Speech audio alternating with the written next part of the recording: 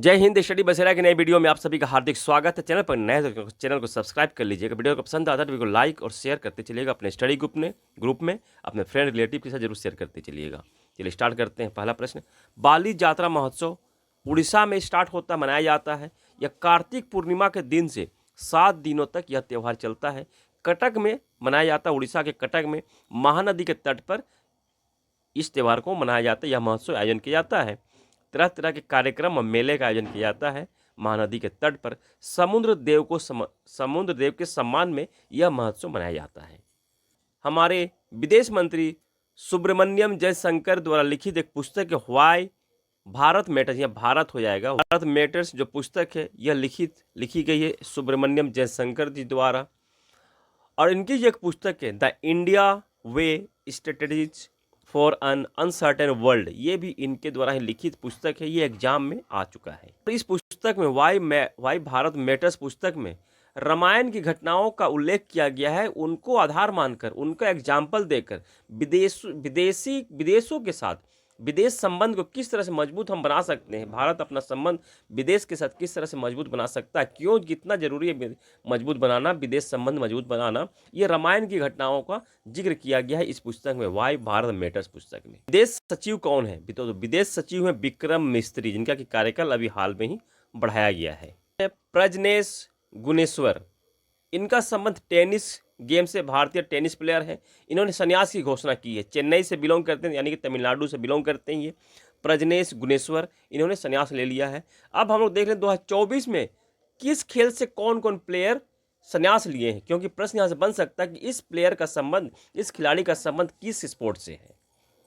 चलिए, दीपा कर्माकर जिम्नास्ट से संबंध है।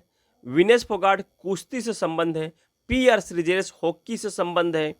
सुनील छेत्री फुटबॉल से संबंधित है। रोहन बोपन्ना टेनिस से और प्रजनेश गुणेश्वर भी टेनिस से।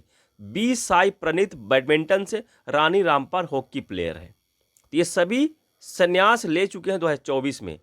शिखर धवन, दिनेश कार्तिक, केदार जाधव, रिद्धिमान साहा, इन सभी का संबंध क्रिकेट से है। इन्होंने भी 2024 में संन्यास ले लिया है सभी फॉर्मेट से। जौल जीबी मेला का आयोजन उत्तराखंड में किया जाता है। इसको उद्घाटन उत्तराखंड के मुख्यमंत्री पुष्कर सिंह धामी द्वारा किया गया है। और गवर्नर, उत्तराखंड के गवर्नर कौन है? तो गुरमीत सिंह है। उत्तराखंड की स्थापना 9 नवंबर 2000 ईस्वी में हुई थी। 9 नवंबर को उत्तराखंड अपना स्थापना दिवस मनाता है। नेक्स्ट हम लोग इसी वीडियो में देखेंगे, नेक्स्ट स्लाइड पे, उत्तराखंड और 2 राजधानियाँ, किन किन राज्यों की 2 राजधानियाँ, उसके बारे में इंपॉर्टेंट प्रश्न भी देखेंगे। इसलिए मैं यहाँ राजधानी के बारे में जिक्र नहीं कर रहा हूँ। बासेरा पार्क दिल्ली में बिरसा मुंडा की प्रतिमा स्थापित की गई है 15 नवंबर 2024 में, जिस दिन बिरसा मुंडा की जयंती थी।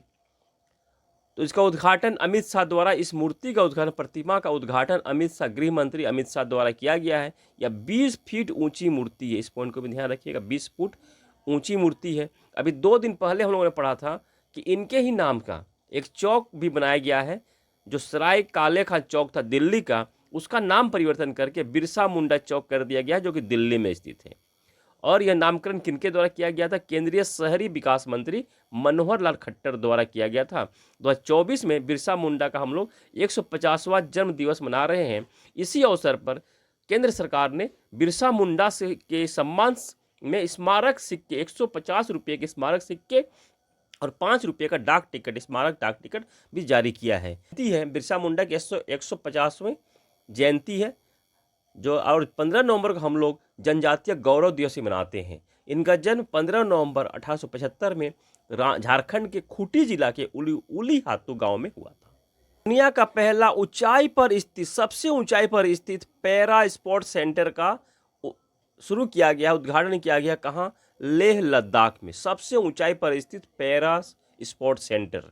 उद्देश्य क्या है इसको स्टार्ट करने का, इसको स्थापित करने का?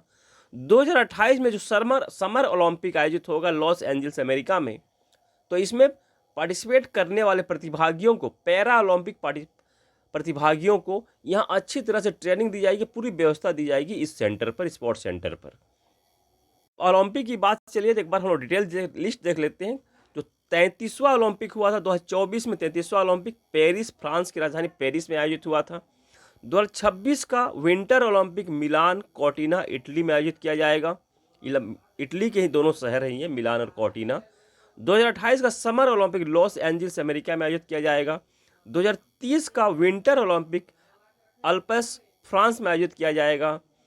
2032 का समर ओलंपिक ब्रिस्बेन ऑस्ट्रेलिया में आयोजित किया जाएगा। और 2034 का winter Olympic salt lake city USA में आयोजित किया जाएगा।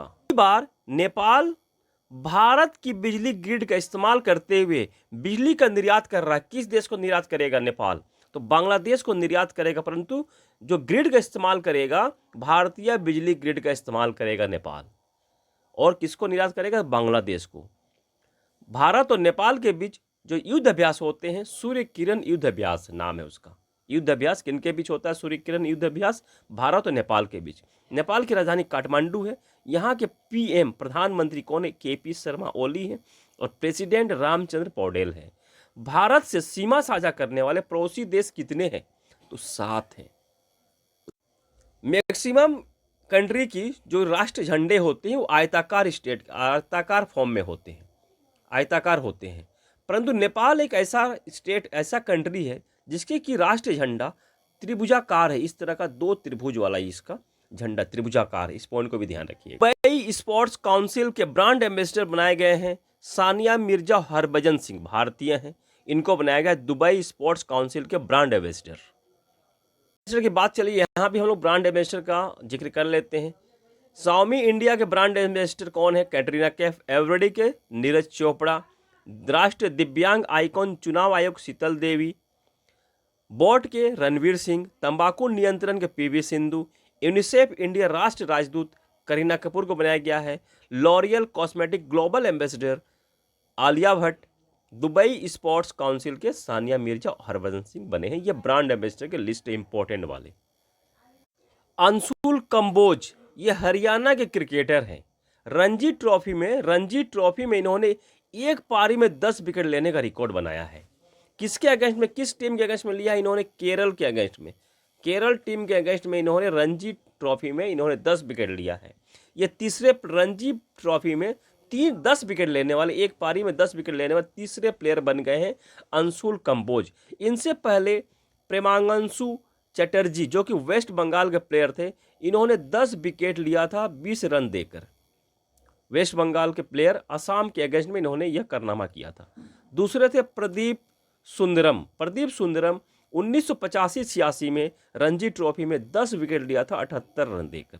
और प्रेमांशु चटर्जी ने 1956-57 में यह कारनामा किया था। हरियाणा के मुख्यमंत्री नायब सिंह सैनी है, सीएम नायब सिंह सैनी है। बंडारू दत्तात्रेय गवर्नर है, यानी कि राज्यपाल है हरियाणा के। आए और सौर ऊर्जा परियोजना स्थापित करें। यह पहल की शुरुआत हिमाचल प्रदेश सरकार द्वारा शुरू की गई है। क्यों स्टार्ट किया गया? क्योंकि हिमाचल प्रदेश का लक्ष्य है 2026 तक हिमाचल प्रदेश को ग्रीन एनर्जी संपन्न राज्य बनाना है। ग्रीन एनर्जी संपन्न राज्य बनाना 2026 तक का लक्ष्य है। इसी लक्ष्य को पूरा करने के उद्देश्य से अनेक तरह की परियोजनाएं पहल की शुरुआत की जा रही है।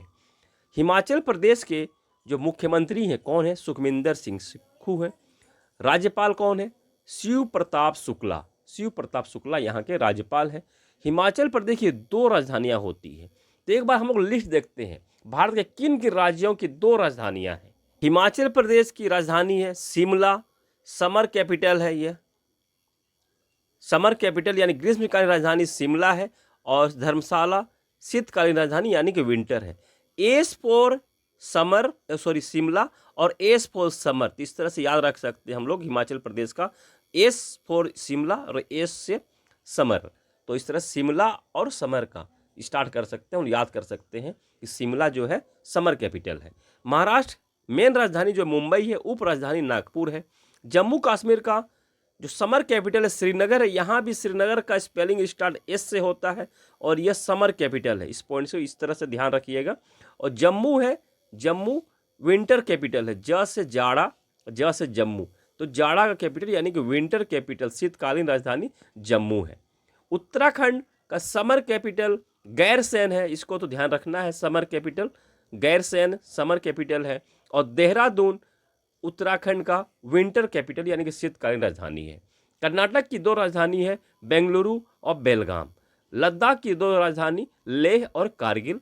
झारखंड की राजधानी रांची है और उप राजधानी दुमका है। आशा करता हूं सेशन पसंद आया होगा। इसी आशा और उम्मीद के साथ मिलते हैं नई वीडियो में। तब तक के लिए जय हिंद, स्वस्थ रहे, मस्त रहे, धन्यवाद।